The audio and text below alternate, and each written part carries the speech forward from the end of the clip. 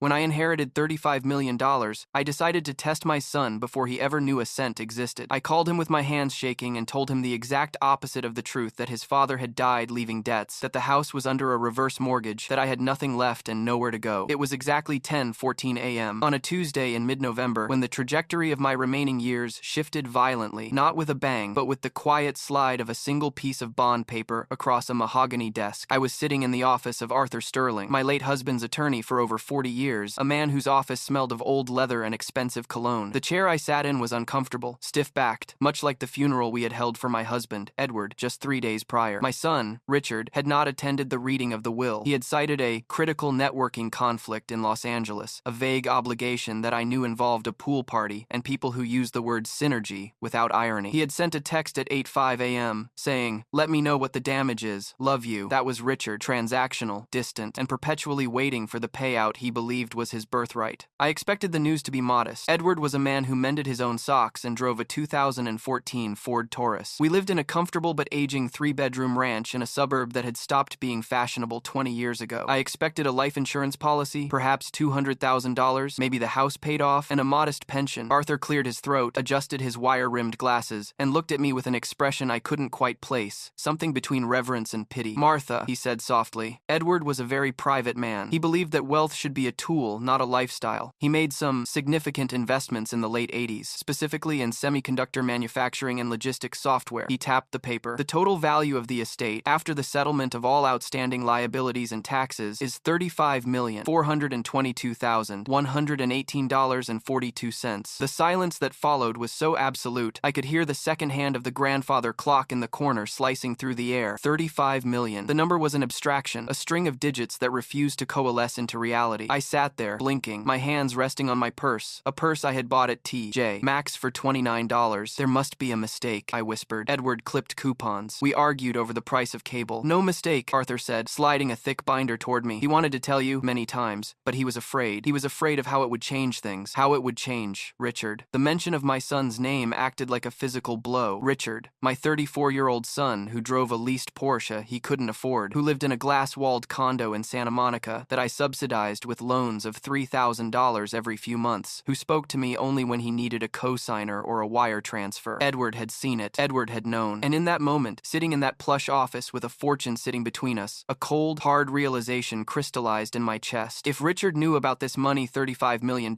he would be on the next flight. He would weep performative tears over his father's grave. He would move me into a lovely facility and take power of attorney before the ink was dry on the check. He would consume this legacy like a locust. I looked at Arthur Sterling. "Does Richard know?" I asked, my voice steadying. "No," Arthur replied. "The will stipulates that you are the sole beneficiary. Richard receives a bequest of $5,000, intended, as Edward wrote, for a suit to wear to work. The rest is yours, to do with as you see fit. You can tell him or not." I stood up and walked to the window, looking out at the gray city streets. I felt a sudden, fierce protectiveness over my husband's sacrifice. He had lived quietly so this capital could exist. He hadn't bought boats or vacation homes. He had saved. And I would not let that sacrifice be squandered on bottle service and designer sneakers. A plan formed in my mind, complete and terrifying. It was a test, a crucible. "Arthur," I said, turning back to him, "I need you to prepare 2 sets of documents, one set reflecting the truth, and another set, a set that I can show my son." Arthur cocked his head. "What do you mean?" "I mean that as far as Richard is concerned, Edward didn't leave $35 million. He left debt. Massive, crippling debt. I want him to believe I am destitute. I want him to believe I have nothing." Arthur hesitated, his lawyer's mind scanning for liabilities. "You want to simulate insolvency?" "I want to know who my son is," I said. "I want to know if he loves me, or if he just loves the safety net I provide. I'm going to call him. I'm going to tell him the house is under a reverse mortgage that went underwater. I'm going to tell him the life insurance lapsed. I'm going to tell him I have nowhere to go." Arthur looked at me for a long moment, then a slow, grim smile touched his lips. "That is a very specific strategy, Martha. It will be painful." "I know," I said. "Prepare the paperwork. I want it to look official. Notices of foreclosure, bank letters showing overdrafts. I want it all." I left the office at 11:45 a.m., clutching the binder of truth to my chest like a shield. I drove my Ford Taurus to a quiet park, sat on a bench, and watched children play for an hour while I composed myself. I needed to be in character. I needed to be the terrified, grieving widow, not the multi-millionaire matriarch. At 1:17 p.m., I picked up my phone. My hands were shaking, partly from nerves, partly from the adrenaline of the deception. I dialed Richard's number. It went to voicemail. "Hey, it's Richard. Leave a message. If it's about the launch, call my assistant." I hung up. I waited 10 minutes. I dialed again. Voicemail. I dialed a third time. Finally, a groggy voice answered. "Mom, it's like early out here. here. What's going on? He sounded annoyed, not concerned that his father had just been buried, annoyed that I had woken him before 10 a.m. Pacific time. Richard, I said, letting my voice crack, pitching it up into that register of hysteria that makes people uncomfortable. Richard, you have to help me. I just came from the lawyer. Okay,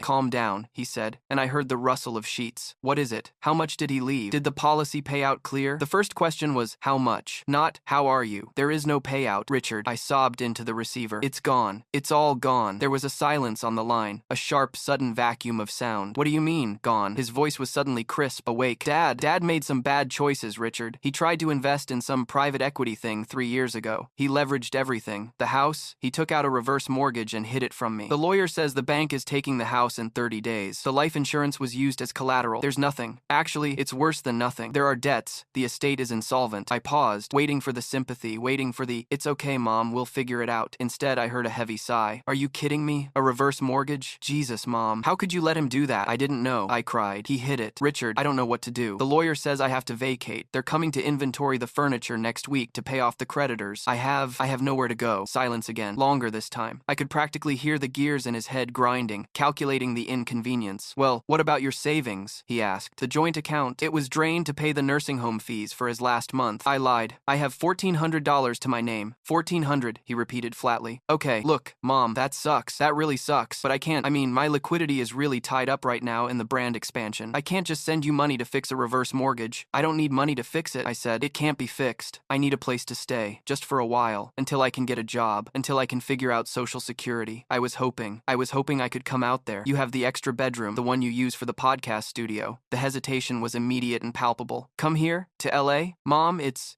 really small, and Vanessa and I are in a weird place right now. Having a parent crash on the couch is going to be a lot. Vanessa, his girlfriend of 2 years, an influencer with perfect teeth and eyes that looked at me like I was a piece of furniture that clashed with her aesthetic. I wouldn't be a burden, I pleaded, debasing myself, digging the hole deeper to see how much dirt he would throw on top of me. I can cook. I can clean. I can't stay here, Richard. The bank is putting a lock on the door on Friday. Friday? He shouted. This Friday? Jesus Christ, Mom. That's 3 days away. I know. Please, Richard. I'm scared. He groaned. It was a long, guttural sound of pure exasperation. Fine. Just get a flight, but you have to pay for it. I literally cannot put a flight on my card right now. I'm at my limit. I can pay for the flight, I said softly. I'll be there tomorrow. Tomorrow? God. Okay. Just text me the flight info. I might not be able to pick you up. You might have to Uber. Okay, I said. I love you, Richard. Yeah, okay. See you. He hung up. He didn't say I love you back. He didn't ask if I had eaten. He didn't ask how I was handling the grief. He treated my destitution like a scheduling conflict. I lowered the phone. My tears dried instantly, replaced by a cold, burning fire in my gut. The test had begun, and he had already failed the preliminary round, but I needed to be sure. I needed to see it in person. I needed to look him in the eye while he denied me shelter in a home I had helped him rent. I spent the rest of the day packing. I didn't pack my good clothes. I packed the old sweaters, the worn-out jeans, the shoes with the scuff marks. I wanted to look the part. I wanted to look like the burden he believed I was. I went to the bank, not the one where the $35 million was sitting in a holding trust, but my old credit union, and withdrew $500 in small bills. I left my jewelry in the safety deposit box, except for my simple gold wedding band. I booked a coach seat on a budget airline, the middle seat, row 34B. I wanted the full experience of the life he thought I now deserved. I arrived at LAX at 2:30 p.m. the next day. The heat was oppressive, a dry, smoggy blanket. I texted Richard, I've landed, at baggage claim. He didn't reply for 40 minutes. Then, stuck in a meeting, take an Uber. Code to the gate is #98888. I dragged my suitcase to the rideshare pickup zone. The ride cost $65. I arrived at his building, a sleek, sterile complex in Santa Monica called The Zenith. It was the kind of place that had a doorman who looked like a model and a lobby that smelled of lemongrass. I buzzed up. No answer. I waited. 10 minutes later, Vanessa buzzed me in without a word. I took the elevator to the 14th floor. The door to apartment 1404 opened before I knocked. Vanessa stood there. She was wearing yoga pants that probably cost $200 and holding a green smoothie. She didn't smile. Hi, Martha, she said. Richard's on a call. You can put your stuff in the hall closet for now. We're actually turning the spare room into a meditation space, so it's full of crystals and mats. You'll have to sleep on the sectional. That's fine, I said, wheeling my battered suitcase in. Thank you for having me, Vanessa. I know this is sudden, she sighed, a shorter, sharper version of Richard's sigh. Yeah, well, it's a lot. Richard is really stressed. He's about to close a deal with a hemp water startup, and this drama is really distracting. I'm sorry my husband's death is a distraction, I said. The words slipped out before I could check them. Vanessa blinked, her eyes narrowing. That's not what I meant. I just meant the financial mess. Richard said you guys were irresponsible with the mortgage. It's hard to sympathize when it's poor planning, you know? I bit the inside of my cheek until I tasted copper. Yes, I said meekly. Poor planning. I sat on the sectional. It was low, white and stiff. I waited for 2 hours. Finally, at 5:45 p.m., Richard emerged from his bedroom. He looked good. He was tanned, his hair was perfectly styled, and he was wearing a shirt I recognized. I had bought it for him last Christmas for $150. "Mom," he said, walking over and giving me a stiff, one-armed hug. "You made it." "I made it," I said. "You look tired," he observed, stepping back and looking at my worn cardigan with distaste. "I am tired, Richard. I've lost everything." "Yeah, about that," he said, rubbing the back of his neck. "We need to set some ground rules. Vanessa and I have a very specific flow here. We wake up at 5 a.m. for mindfulness. We don't eat gluten or dairy in the house, and we need the living room clear by 8 a.m. because Vanessa films her TikToks here." "I understand," I said. "I won't be in the way. I just need a few weeks to find a job." Richard laughed. It was a harsh, barking sound. "A job? Mom, you're 70. Who's going to hire you? Walmart? You can't live here on a Walmart wage. Rents in LA are like $3,000 for a studio." "I don't know," I said, letting my voice tremble. "Maybe I can find a room in a shared house or a shelter." I dropped the word shelter deliberately, like a grenade. I watched his face. There was no horror. There was only calculation. "I mean, maybe," he said. "There are some senior living places that take state aid, right? You should look into that. I can print out a list tomorrow." He was ready to put me in a state-run facility rather than give up his meditation room. "Thank you," I said. "That would be helpful." Dinner that night was an exercise in humiliation. They ordered sushi, $120 worth of sashimi and specialized rolls. They didn't ask what I wanted. They just ordered. When it arrived, Richard set the containers on the coffee table. "We usually eat while watching the dailies," he said, turning on the massive OLED TV. "Hope you don't mind." I sat on the edge of the sectional, eating a cucumber roll with a plastic fork. "So," Vanessa said, not looking at me, her eyes on her phone, "how much debt is there exactly? Like, will they come after us?" "No," I said. "The debts die with the estate, unless I had a co-signer." I saw Richard freeze, a piece of tuna halfway to his mouth. "You didn't put my name on anything, did you?" he asked, his voice rising in panic. "I don't think so," I said vaguely, "but my memory has been so bad lately. The stress." "You better not have," he snapped. "My credit is finally above 750. If you tank my score, Mom, I swear to God." "I'm sure I didn't," I said, "but I need to go through the papers." I brought them. I pointed to my bag. "I have the foreclosure notices and the bank statements showing the overdrafts." "I don't want to see them tonight," Richard said, waving his hand dismissively. "It's too depressing. Just keep your stuff organized. I don't want legal papers cluttering up the vibe." We ate in silence for the rest of the meal. At 9:30 p.m., Vanessa stood up. "I'm going to bed. We have the trainer coming at 6 a.m. Richard, don't stay up late." She didn't say goodnight to me. She just walked away. Richard lingered for a moment. He looked at me, huddled on his couch in my old clothes, a 70-year-old widow who had just told him she was homeless. "Look, Mom," he said, his voice lowering, sounding almost conspiratorial. "I know this is tough, but you have to understand. I've built a life here, a brand. I can't have this energy dragging it down. You can stay for a week, maybe 2, but you have to figure this out. I can't save you." "I know, Richard," I said, looking deep into his eyes, searching for the little boy I had walked to kindergarten, the boy I had nursed through chickenpox, the boy I had bought a car for when he graduated. I couldn't find him. All I saw was a stranger with a fear of inconvenience. "I don't expect you to save me." "Good," he said, "because I can't. Good night." He turned off the lights in the main room, leaving me in the semi-darkness, illuminated only by the streetlights of Santa Monica filtering through the sheer curtains. I waited until I heard his bedroom door click shut. Then I reached into my purse and pulled out the small notebook I kept. I opened it to the first page. I wrote,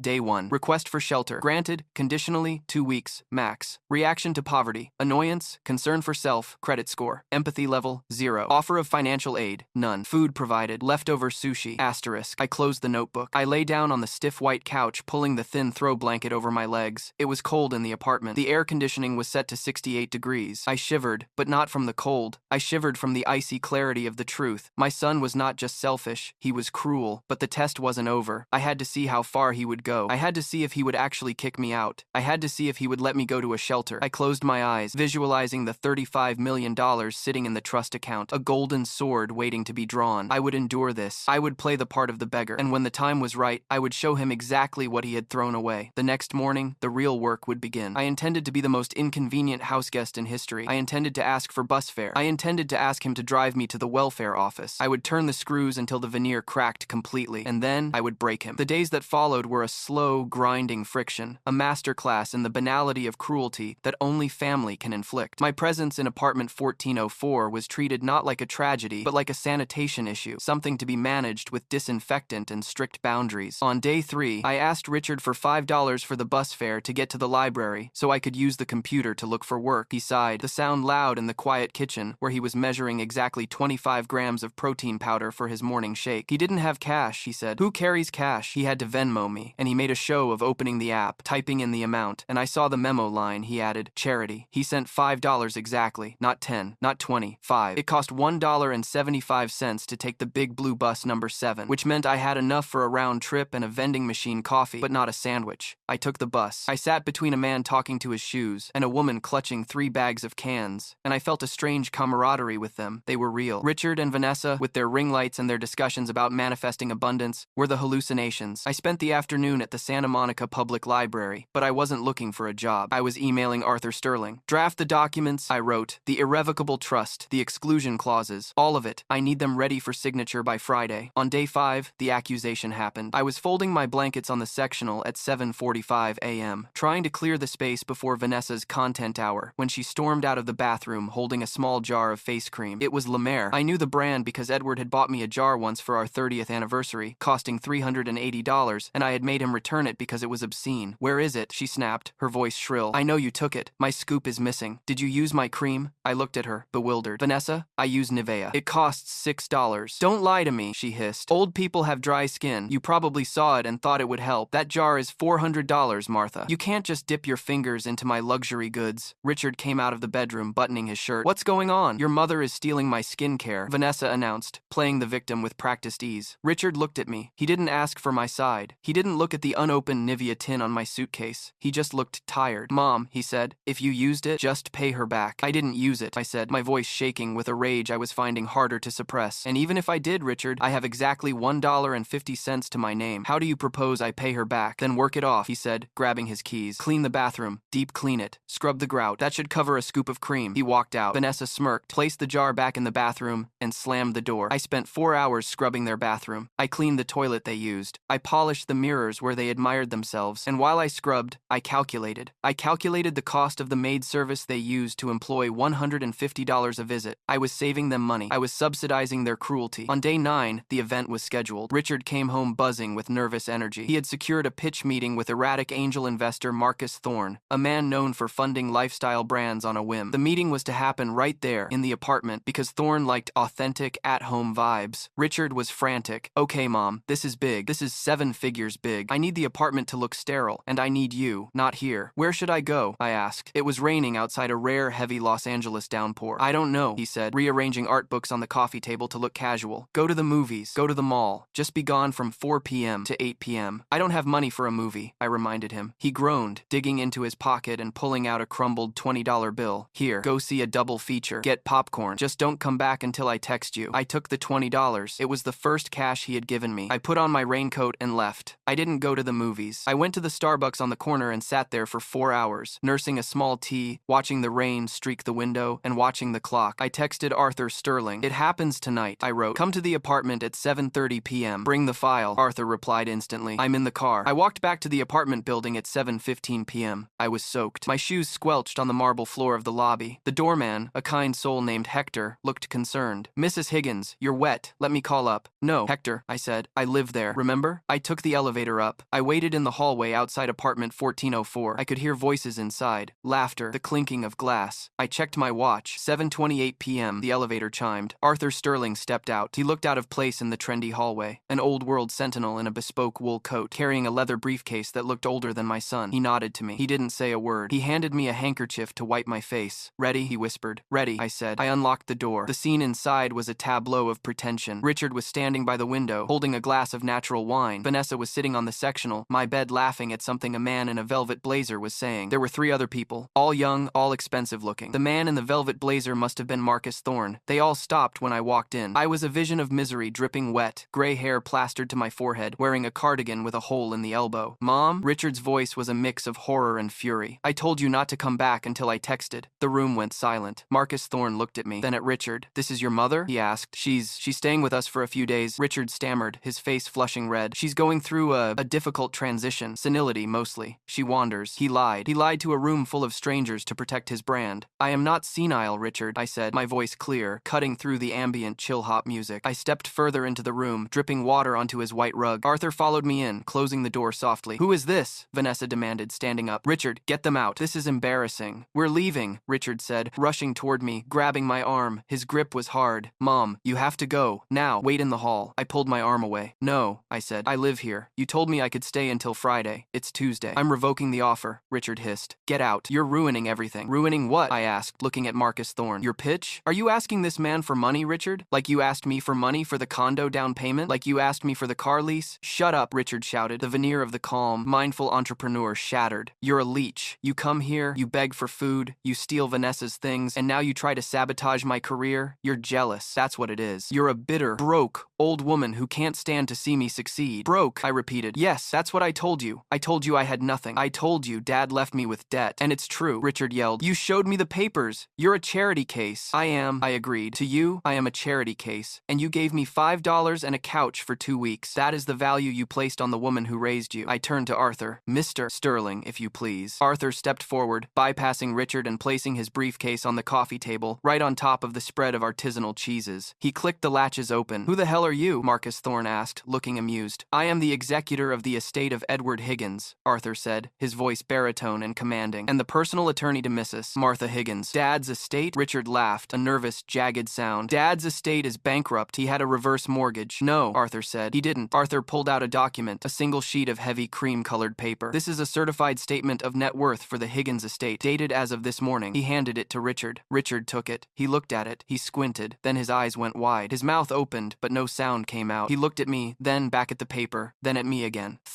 35 million, he whispered. The room went dead silent. Vanessa froze. Marcus Thorne sat up straighter. What? Vanessa asked, snatching the paper from Richard's hand. $35 million?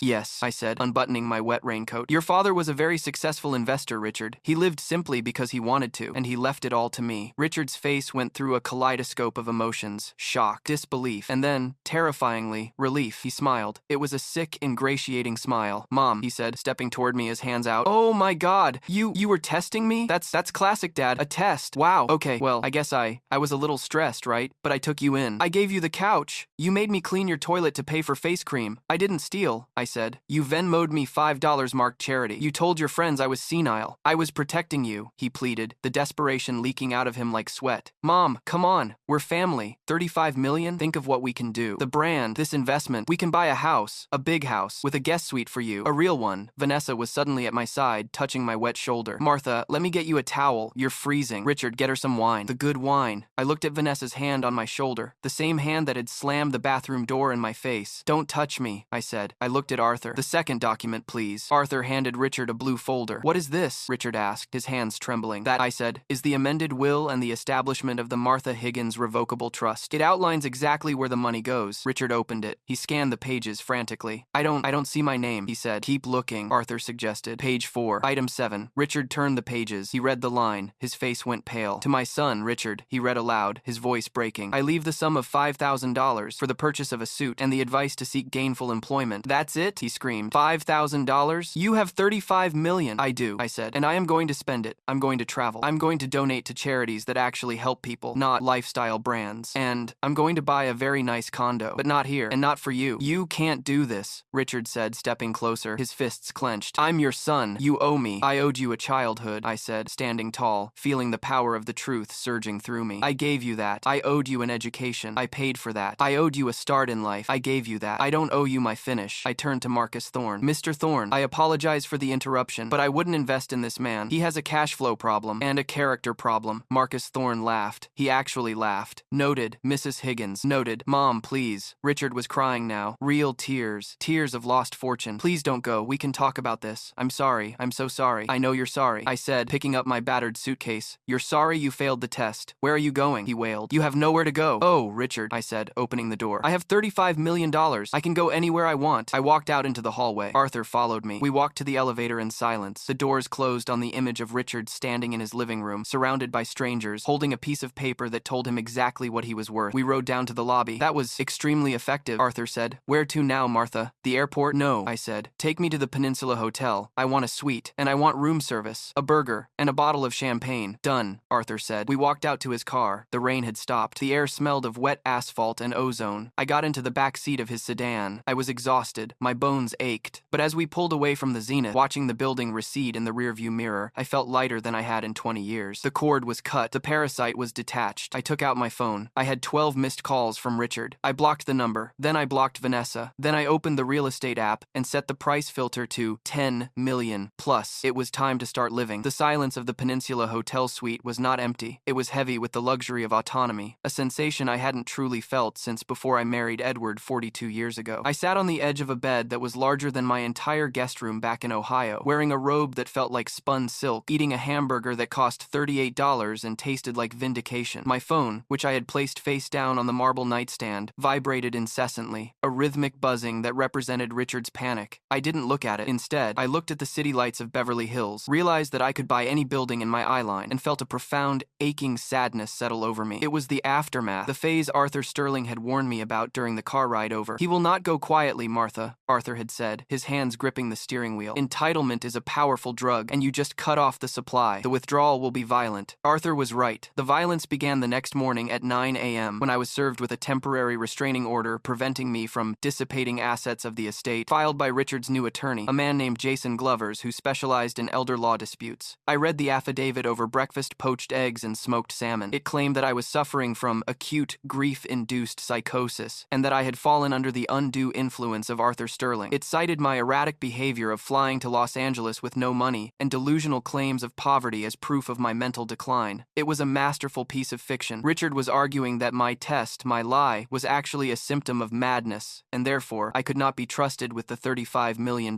He wanted a conservatorship. He wanted to do to me what they did to pop stars. I called Arthur. "He's suing for control," I said. "He wants to be my guardian." "We expected this," Arthur replied, his voice calm. "I've already filed a motion to dismiss, and I've scheduled an independent psychiatric evaluation for you with Dr. Eris Thorne, no relation to the investor who is the gold standard in the state. We're going to crush this, Martha, but it's going to be ugly. He's going to drag Edward's name through the mud." "Let him," I said, my voice hardening into steel. "Edward is dead. He doesn't care. I am alive, and I care very much." The legal battle lasted for 4 months. It was a war of attrition fought in deposition rooms with fluorescent lighting and stale coffee. I sat across from Richard 3 times. He looked terrible. The glow of his California lifestyle had faded, replaced by the gray pallor of stress. Vanessa was gone. She had left him 2 weeks after the revelation, citing misaligned chakras, which I assumed was code for insufficient funds. Richard was living in a studio apartment in the valley now, having been evicted from the Zenith. He wore the same suit to every meeting, the cuffs beginning to fray. During the final deposition, his lawyer, Glovers, tried to corner me. "Mrs. Higgins," he asked, leaning over the table, "did you, or did you not, lie to your son about your financial status? Did you not fabricate a story about a reverse mortgage to elicit a specific emotional response?" "I did," I answered clearly. "And that response was abandonment. So you admit to manipulation?" Glovers pressed. "I admit to conducting a stress test on the structural integrity of my family," I countered. "The structure failed. That is not insanity, counselor. That is due diligence." The turning point came when Arthur produced the Vanessa tapes. It turned out that Vanessa, in her infinite vanity, had been live streaming to her close friends list during the confrontation at the apartment. One of her friends had screen recorded it. The video showed Richard screaming at me, calling me a leech, and physically grabbing my arm. It showed me calm, wet, and dignified. It showed the moment the truth was revealed and his immediate, sycophantic pivot. Arthur played the video for the judge in chambers. We weren't there, but Arthur told me the judge watched it in silence, then looked at Glovers and said, "If you proceed with this conservatorship hearing, I will sanction you for filing a frivolous suit, and I will refer your client for potential elder abuse charges." The lawsuit was dropped 20 minutes later. Richard signed a settlement agreement in which he waived all future claims against the estate in exchange for the estate not pursuing him for the legal fees we had incurred defending his baseless attacks. He got nothing, not even the $5,000. That offer had been contingent on the original will, which he had contested. By contesting it, he triggered the no contest clause Arthur had wisely inserted. He walked away with zero. The last time I saw him was in the parking lot of the courthouse. He was standing by a dented Honda Civic, smoking a cigarette, a habit he had always sworn he hated. He saw me walking to Arthur's car. He took a step forward, then stopped. He looked at me with eyes that were hollowed out by regret. "Mom," he called out, his voice cracking. I didn't know." "I know you didn't know," I said, pausing with my hand on the door handle. "That was the point, Richard. You shouldn't have needed to know." "I'm broke," he whispered. "I have nothing." Vanessa took the dog. "You have a degree," I said, echoing the words I had spoken in his living room. "You have your health, and you have the consequences of your actions. That is more than most people get." I got into the car. I didn't look back. As we drove away, I waited for the tears. I waited for the maternal instinct to override the logic, for the guilt to crush me. But it didn't come. Instead, I felt a strange, cool emptiness, like a room that has been cleared of clutter. I had lost a son, but I realized I had lost him years ago. I had only just stopped paying for the illusion that he was still there. The resolution phase of my life began not with a grand gesture, but with a map. I was 71 years old. I had $34 million left after legal fees. I decided I was done with winter. I bought a penthouse in San Diego, over overlooking the harbor, a place with floor-to-ceiling windows and a kitchen I actually wanted to cook in. I didn't buy it for the status. I bought it for the light. I needed light. I hired a personal assistant, a sharp young woman named Sarah, who treated me with respect, not because I paid her, but because she was a professional. I set up the Edward Higgins Foundation. Its mission was specific: to provide emergency grants to elderly people at risk of homelessness due to financial abuse by family members. We paid off reverse mortgages. We funded legal defenses against predatory guardianships. We created a safety net for people who, like me, had been viewed as burdens. I reviewed every case file personally. Every time I signed a check to save a widow's home, I felt a little piece of the hole in my chest fill up. It was the only therapy that worked. 3 years passed. My life developed a rhythm. I joined a bridge club, not for the bridge, but for the conversation. I took art history classes at the university. I traveled to Italy, France, and Japan, always flying first class, always drinking the good champagne, always toasting to Edward. I wore the jewelry I had kept in the safety deposit box. I bought new clothes, cashmere, silk, tailored wool, not to impress anyone, but because they felt good against my skin. I was the eccentric Miss Higgins to my neighbors, the wealthy widow who walked everywhere and tipped the barista $20 for a latte. I was happy, or at least I was content. And then the email came. It was a Tuesday, again, 10:14 a.m. Again, the universe has a sense of humor. The subject line was simply, Dad. I opened it. It was from Richard. Asterisk. Mom, I know I'm probably blocked, or you won't read this, but I wanted you to know I'm working at a logistics company in shipping. I'm a manager now. It's boring. It's hard work. I drive a truck sometimes. I'm making $65K a year. I live in a one-bedroom in Reseda. I'm paying my own rent. I haven't asked anyone for money in 2 years. I think about what happened every day. I think about the look on your face when I told you to go to a shelter. I can't fix it. I know that. But I wanted you to know that I'm trying to become the guy you thought I was before you found out who I really was. You were right. I failed the test, but I'm retaking the class. Richard. Asterisk. I sat with the email for a long time. I looked out at the Pacific Ocean, watching a sailboat cut through the water. I read the words again. $65K a year. Paying my own rent. They were small victories, mundane for a man of 37, but monumental for Richard. He was climbing the mountain he should have started climbing at 22. I thought about replying. I thought about typing, I'm proud of you. I thought about sending money, just a little, maybe a birthday gift, but I stopped myself. The checkbook remained closed. The reply button remained untouched, because if I engaged, if I stepped back in, I would rob him of the only thing of value he currently possessed, his struggle. His struggle was making him a man. If I removed it, I would reduce him to a child again. I realized then that the greatest act of love I could offer him was my continued silence. I moved the email to a folder I named Progress. I didn't delete it. I closed the laptop. I stood up and walked to the kitchen, where Sarah was organizing the schedule for the foundation's upcoming gala. Sarah, I said, add a new grant category for next year. Vocational training for late starters. Yes, Martha, she said. Any specific criteria? Any specific criteria? Just that they have to prove they're doing it on their own, I said, and that they've learned the value of $1. Done, she said. Oh, and the florist called peonies or roses for the centerpieces. Peonies, I said. They're messy, but they open up beautifully if you give them enough time. I smiled. I walked out onto the balcony, the salt air filling my lungs. I was Martha Higgins. I was alone, but I was whole. The test was over. The grades were in. And finally, everyone was exactly where they were supposed to be.